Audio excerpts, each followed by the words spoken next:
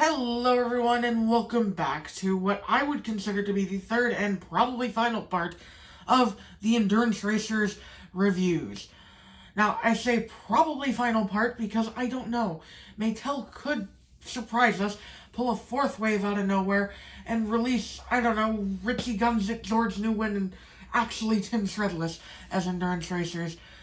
Because they like to surprise us with surprise waves of things. Like with the Mud Racers, they did Wave 1, 5 of them. Wave 2 is a Speedy Comet. Wave 3, 4 of them. And then that was it. And then, oh, surprise, 4 more thrown out of nowhere.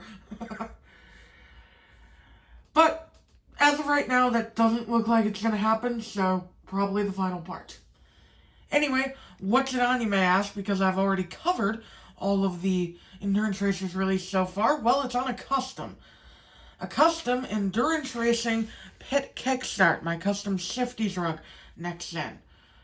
Now, I know, it doesn't exactly look like an Endurance Racer, but I tried to achieve the color shift paint job through different means than color shifting paint, so that's why it's not as different as some of the Endurance Racers look. But, with that out of the way, let me get into what I did for this guy and how I achieved it before I go over his decals real quick.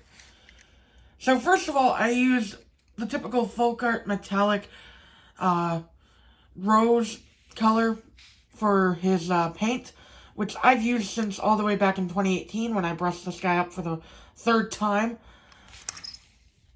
And as usual, it proves to be a stunner. However, instead of using the Apple Barrel Gloss Real Yellow paint for his accent color, I decided instead to go for I believe it's Crash Smart metallic yellow, or not metallic, neon yellow paint job, and I've got to say it brings the accent colors out a lot more, especially on an endurance racer, because those guys are going to be racing around at night, so you're going to want flashy bits on your paint job to stand out. I also, instead of using yellow paint marker for the numbers, because I felt that was a little sloppy, I used black, and I feel it came out a lot more streamlined and got the results I wanted a lot better. And I used a pink Sharpie paint pen for the first time on the yellow bits for the detailing, and, well, it's not the best. It was the only pink paint pen I could find, so I can live with it. And I believe that's all I used, except for one last little thing, which is the clear coat.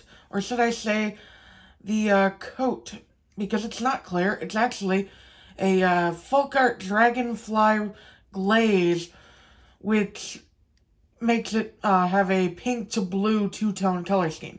Now, obviously, the pink isn't going to come out much on a pink paint job, as this was the original look, but in certain light, it turns bluish, and I like it.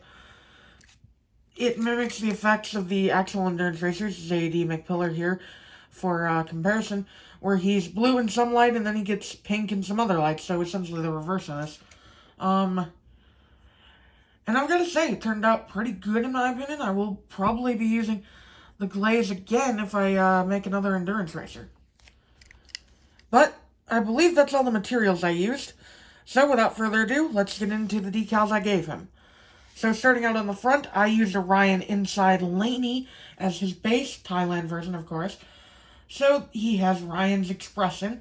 However, unlike Ryan, I painted his grill to be a little bit smaller and also reversed in the direction. Ryan's slopes this way, Pitt's slopes downward. And his headlights are also very thin compared to the rest of the next-gen headlights, as well as having no vents, which is exactly the vision I went for the original Pit Kickstart. He's also got a neon yellow splitter down here, which, again, is accurate to the original vision I had for him. Moving on to the top of the vehicle here, and we'll start with the hood.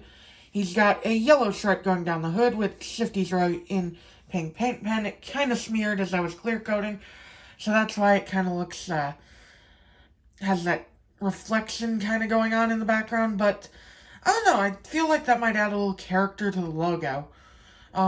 I know it's a mistake, but I feel like it's a mistake that characterizes him a bit. Moving on to the roof, and we've got the number 35 in black, sloped across the roof, much like Harvey Rodcap, except instead of Harvey Rodcap's, where it goes this way, his slopes this way.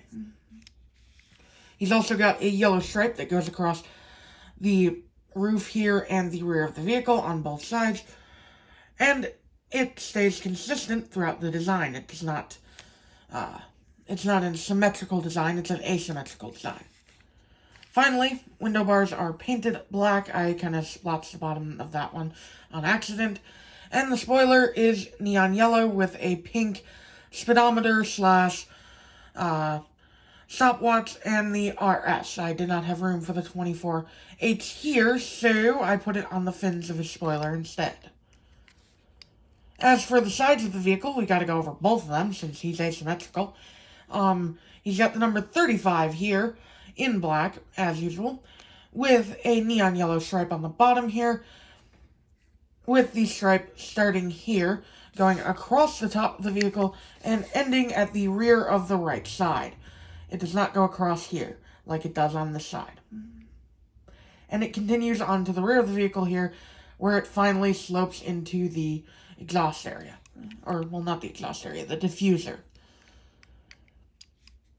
Back to the side, however, he's also got lines mimicking his contingency decals and a gas cap painted on. However, I did forget to do the exhaust, which is okay. I feel like the exhaust is one of the least viewed areas of any racer. And moving on to the rear of the vehicle real quick, he's got two taillights painted on, the aforementioned stripe ending here in a slope, and the number 35 in black. And finally, on the right side, as I mentioned, he does not have a stripe here. However, his number and sponsor decals are in the exact same place, being the front of the side and the back of the side, respectively. And that is about it for his decals, besides the rims, which are neon yellow. Forgot to point that out earlier. And that about does it for his review. However, let's get a couple comparisons going in here. Like I said, JD McPillar. I felt JD was similar in color because of that pink shift that he has and the blue base color. It's kind of the reverse of this, where Pitt here has a pink base color but a blue shift to him. So that's why I brought him out. Also, the rims are kind of similar. However, JD's are neon green. It's lime color, whereas Pitt's are pure neon yellow. And Rich Nixon, because they are the two pink Nixons on the Tim body. However, Rich has that black kind of color fade to him, and that's why he looks so different compared to Pitt.